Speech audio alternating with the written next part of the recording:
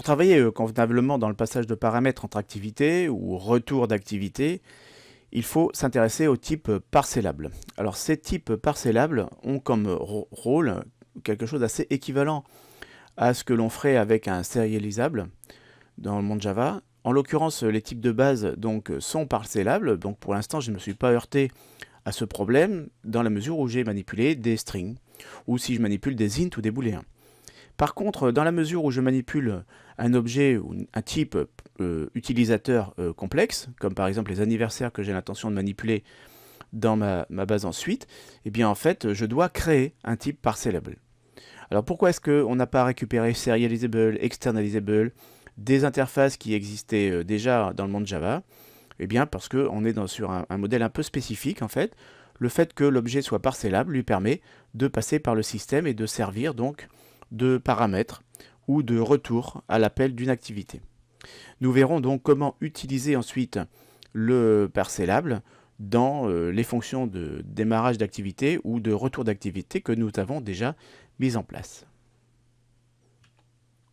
Donc si je reprends le code dans lequel nous étions juste auparavant, je constate que lorsque je passe des paramètres ou lorsque je récupère des informations, ici je passe donc trois paramètres différents avec trois clés différentes, le risque évidemment de me tromper dans le nom des clés. Je rappelle que les clés sont simplement des chaînes de caractères qu'il faut utiliser à la fois dans l'activité mère et dans l'activité fille. Donc la possibilité d'erreur est maximum, et en plus je le répète à chaque fois que je traite un paramètre. Donc pour simplifier les choses, je me propose de passer un seul et même paramètre pour la totalité de ces informations-là.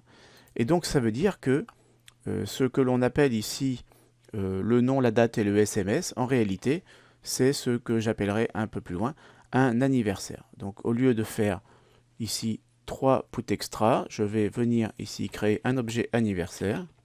Alors, val anniv égale anniversaire. Je passe en paramètre cette valeur-là, qui est pour le nom. Puis, je passe cette valeur-là pour la date. Puis, je passe cette valeur-là pour le téléphone. Voilà, donc là j'ai créé un objet anniversaire, et le put extra ici que je vais réaliser, c'est pas du tout donc des chaînes de caractères qui vont être utilisées, c'est carrément l'objet anniversaire. Bon, je vais changer la clé pour être sûr de ne pas faire d'erreur. Alors là, l'erreur que j'obtiens, c'est tout simplement que eh bien, anniv ne peut pas être utilisé directement dans put extra. Put extra a un nombre de signatures qui est quand même assez impressionnante, mais celle qui nous intéresserait serait la deuxième, celle qui référence donc un parcellable. C'est celle que nous allons utiliser maintenant.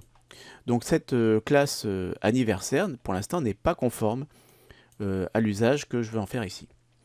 Je vais revenir sur cette classe anniversaire et je vais tout simplement venir expliquer qu'elle hérite de parcellable. Donc cette classe anniversaire doit hériter de parcellable. Voilà, donc avec l'import automatique. Ici, bien entendu, l'outil me dit que je n'ai pas les implémentations de parcellable. Je vais cliquer sur Add Parcellable Implementation. Et c'est là qu'on va voir que non seulement il a préparé les différentes méthodes, mais il les a même implémentées.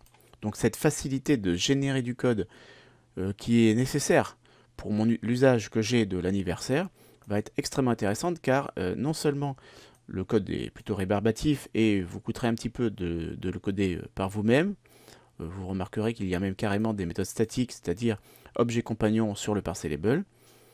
Et en plus, si vous rajoutez des éléments plus tard dans anniversaire, en fait, la génération de code continue de fonctionner, et donc c'est pas seulement one shot, quoi.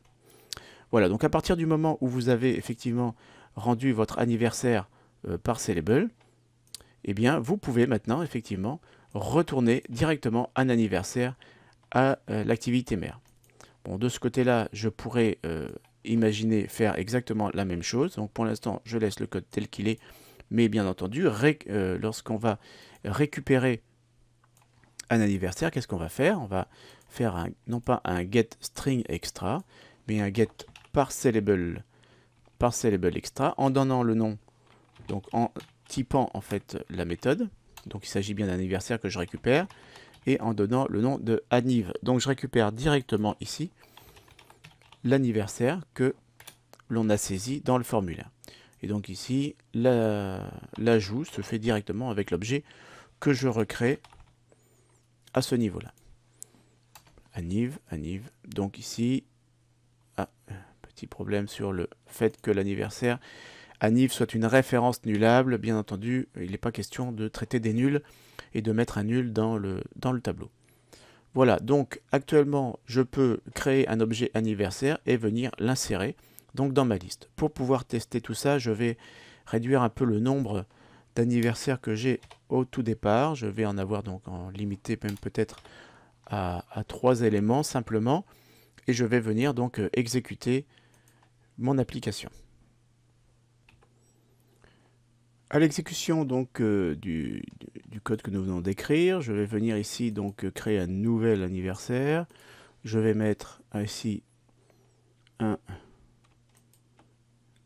nom ou un prénom, peu importe. Voilà, hop, comme ceci.